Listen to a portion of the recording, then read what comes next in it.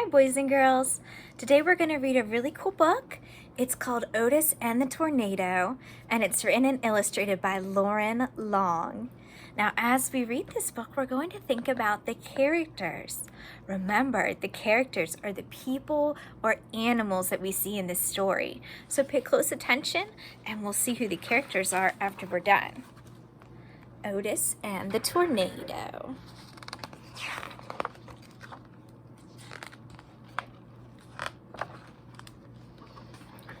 Life was calm on the farm where the friendly little tractor named Otis lived. It was summer.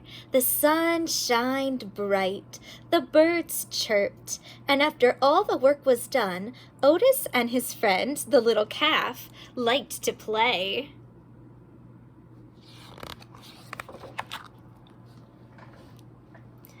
They would gather all their farm friends for a grand game of follow the leader. They would take turns being the leader as they marched along. Otis would go first, put, put, puttity chuff, followed by the little calf, who would bound ahead, bawling all the while. Soon the horse would trot to the lead with a neigh, neigh, and his hooves clip-clop, clip-clopped. Finally, the ducks would waddle to the front with a chorus of quack, quack, quack, quack. Can you say that?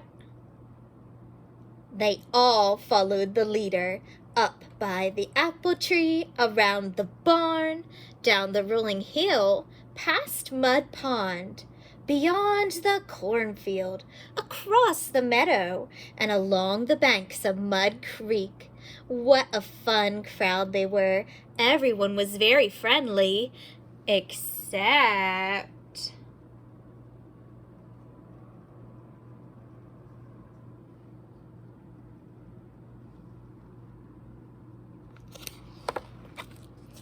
the bull.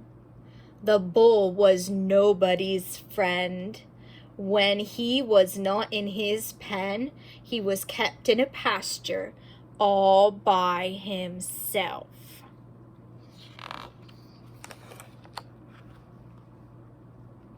If any of the other farm animals got close, the bull would stand at the fence and snort and snarl and huff hot air.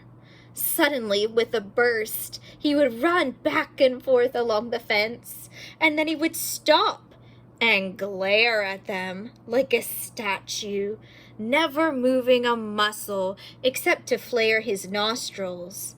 The bull did not like anyone, and everyone was afraid of him. Do you know what it means to glare at someone? It's like making a mean look. That's what the bull does. Once, Otis tried to make friends with the bull. He took him a shiny red apple from the apple tree, and he invited him to play. But the bull snorted and snarled and glared at Otis. Then he stomped his hooves in the dirt, and he charged. The bull slammed into the fence just inches away from where Otis stood. So from that day on, Otis just stayed away from the bull altogether. I would stay away from him too.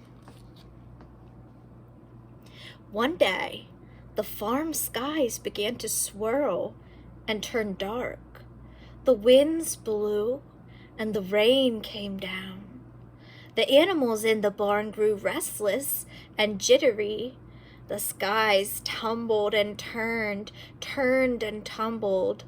Otis didn't mind the rain, but there was something different about this storm.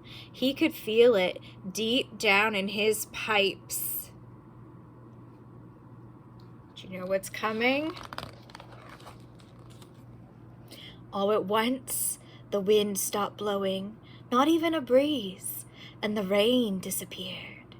The sky turned a strange shade of green, and the farm fell completely still. The only sound Otis heard as he puffed toward the barn was the farmer shouting in the distance, "It's coming fast! Get down in the cellar!" The farmer was in such a hurry, he had no time for the animals. What was all the fuss about? Otis wondered, and then he turned, and he saw something that rattled his frame and shook his fenders. What is it? A tornado. Ooh. A tornado is a big storm where the wind swirls in a cone like this. And it's very dangerous to be near a tornado, isn't it? Because the wind is blowing so fast. And it was headed straight toward the farm. What would happen to all the animals locked in the barn? Otis sprung into action. He nudged the latch of the little calf's stall until his door swung open. Next, Otis freed the pig and the sheep. The winds howled closer. He stretched to unlatch the horse and the cow doors at the same time, and click, clack, the animals were free.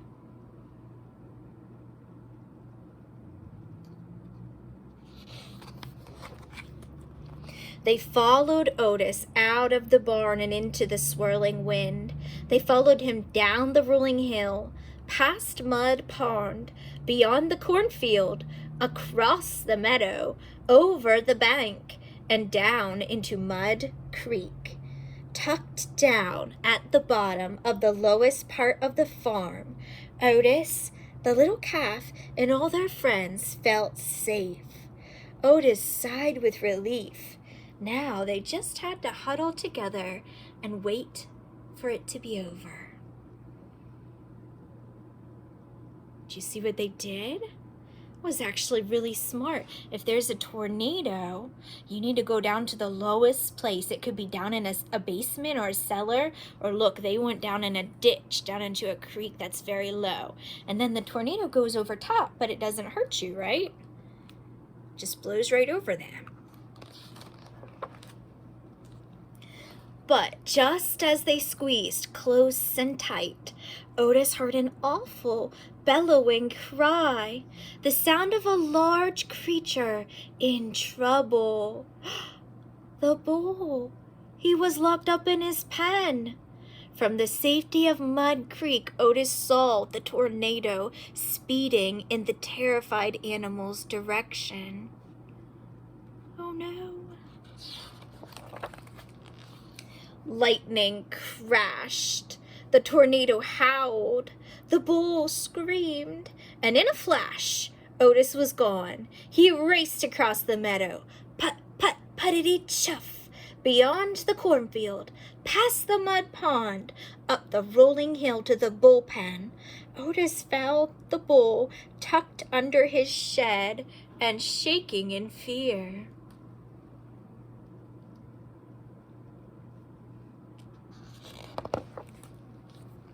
Otis tried to unlatch the gate.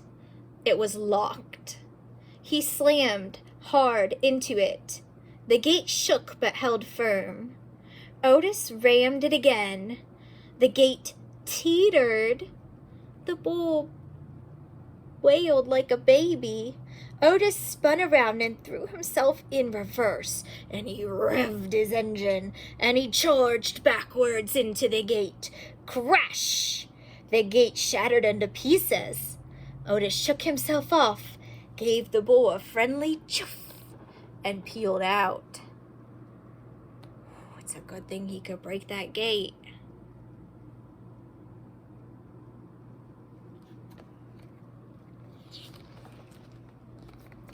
The bull followed Otis down the rolling hill and past Mud Pond and beyond the cornfield. The tornado roared like a freight train as they crossed the meadow, and just as Otis and the bull dove for cover over the bank and into Mud Creek, the tornado touched down, just missing them.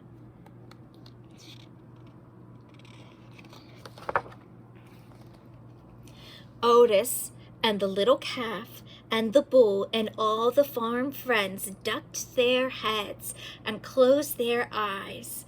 They never heard such fury or felt such rage, but things were all safely tucked down in the muddy creek bed at the lowest part of the farm, and they stayed huddled there until long after the tornado had passed.